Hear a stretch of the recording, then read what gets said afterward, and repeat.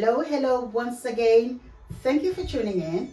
And if it's the first time here, my name is Chandra, and I hope this message blesses you or somebody out there. And today's topic is when you're under mental attack, look at the end goal of the enemy. My father wants me to come here and talk about mental attack warfare.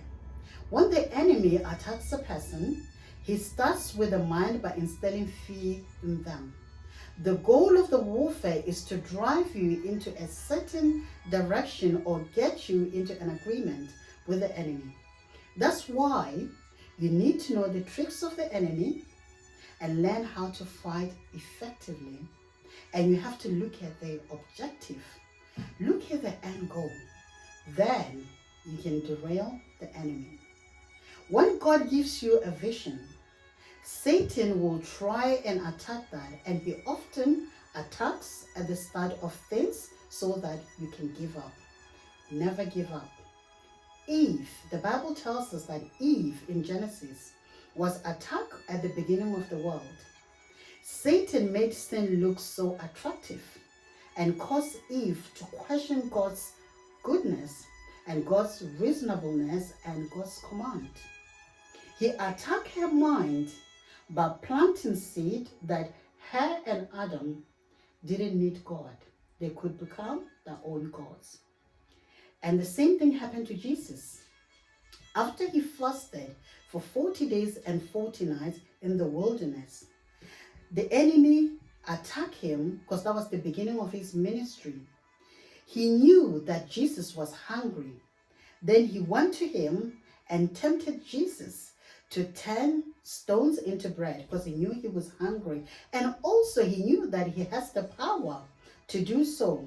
Then he also told him or tempted him to throw himself on top of the building, on top of the temple, so that he can gain the kingdoms of the world and its glory. But Jesus knew that this was the beginning of his ministry and he cannot do that, and he resisted him. Just like people in the Bible, we often experience spiritual attack at the beginning of a new thing in our life. Whether it's a new ministry, whether it's a new job, whether it's a new phase in a relationship like marriage, whether you're breaking free from a bad habit or a sin. The enemy will always try to tempt you as a warfare, as a mental warfare, so that you can fail and give up. But I'm here to tell you, don't ever give up. You need to never give in to the temptation. Resist the devil and he will flee from you. You need to understand that the devil likes to attack even covenantal relationships. He will attack the couple's mind, and the end goal is to separate them, to get on with their business and be offended with each other. And also, when you're offended with your partner, you will sabotage everything. And the enemy knows that. And the more you sabotage that, you draw away from them. And when you draw away from them, he will come in the middle and become stronger and stronger. Then eventually, that relationship will collapse. He does that also with pastors. He will attack one pastor's mind. What he will do, he will attack their mind with untruthful thoughts. Make them think that they're being hated on and everybody is jealous of them, and because he wants to destroy them. And the pastor will start believing that other pastors, they are jealous of them, they want to destroy them, and they want to kill them. And that can separate them. But the Bible says when two work together, they're in agreement. Nothing can stop them. Unless two work together. Amos 3:3. Because when you walk or when you're working with another pastor, you become stronger together. But the enemy will come in between and put evil thoughts on another pastor so they don't work together. Because when you work together, it's two forces. They said one can chase 1,000, but two can chase 10,000. Always think of that. That's always the work of the enemy. The enemy also, what he can do, he can attack a member's mental health, pull them away from everybody that can deliver them or set them free. Make the member believe that everybody is an enemy. The enemy will plant seeds of negativity on those people. Then if that person stays longer in that environment, the seed will take root. And they will start finding that they'll start finding faults in everybody around them. And the helper, the loved one, and that perspective will start changing. And the perspective will start shifting. And this is how the mental attacks looks like. It's like all the darts that the enemy throws at you has seeds into your heart, and they start producing those fruits just like what the narcissists do. The narcissist will isolate you, put evil seeds in your head, make you believe that everybody is against you, everybody is after you, while the plan is to isolate you and destroy you. And that's exactly the same thing that the enemy does to members as well. And Satan doesn't choose. He can devour whoever is available to be devoured. Even strong people, he tries to destroy them. Because what he does, he will attack them so that they become weak.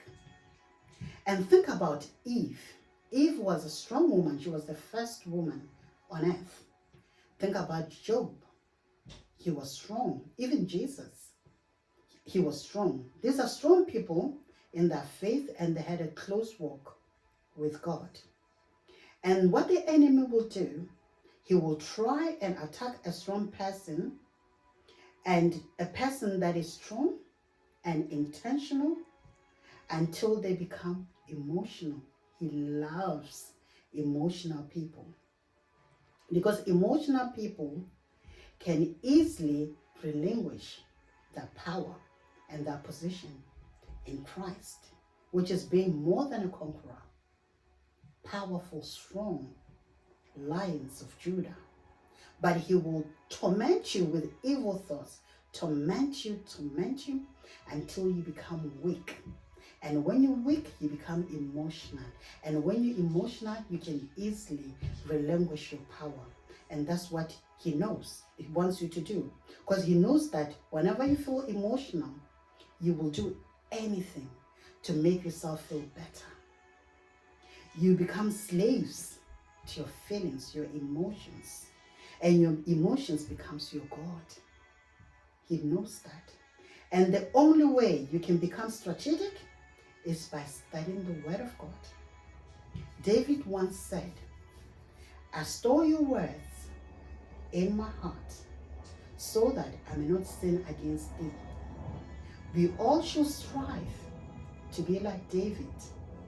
Never lose our position in Christ. Store his words in our heart and try to be strong all the time. We can fumble, we can cry unto the Lord, but we should never, ever be emotional. Because being emotional is being slave to your emotions. And that's when the enemy can get hold of you and control you. And in order for you to overcome the enemy, you have to start by telling him that he's a liar. And also you need to ask yourself, how did he get here? How can I kick him out? And the first sign is to say, I don't ever want to feel like this again. That's how Satan loses in your life. You never stop something until you get tired of it. You have to be a strategic person, intentional, and you have to discard his voice that tells you, that tries to instill fear in you, so that you don't access the promises of God. You have to be strong. You need faith. You need to pull faith out of the heavens inside of you. Pull out that potential inside of you and kill him out and kick him out. Every time you feel down, there's so much strength inside of you. Only if you believe and connect to your inner self.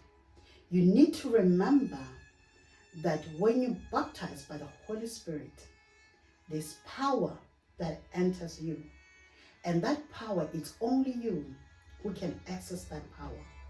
And every time you are faced with a giant, pull that heavens inside of you and pull it to the surface and face what's in front of you and fight effectively. And when you fight a good fight with faith, I can tell you, you'll be able to resist the devil and he will flee from you. And when you fight and he can see that, he can no longer tempt you. He can no longer play games with you. He can no longer have dominion over your life. You know who you are in Christ. You know the power that is within you, the power of the Holy Spirit, the power of Christ. And if you show him that I know who I am and you are nothing, you were defeated from the beginning of time, even up to now, you can still be defeated. I am the one to kick you out of my life. I am the one to resist you. And I am the one you could not play with because I know who I belong to. I know the power that is within me. And you can no longer have room in my life. You can no longer have any power over me and my household. We know how to fight you and kick you out. And that alone will derail his plan. And that alone, he will flee from you. Because remember, the enemy cannot devour anybody. He devours those who are open-hearted people, emotional people. But if he comes to you and he can see that you know who you are in Christ, you know your position in Christ, you can easily resist him and he will flee from you. I'm here to tell you that when you're under mental attack, look at the angle of the enemy, resist him, and he will flee from you. So I hope you've been blessed by this message. And if you have, please like and share, subscribe to my channel. Thank you so much for watching. God bless you.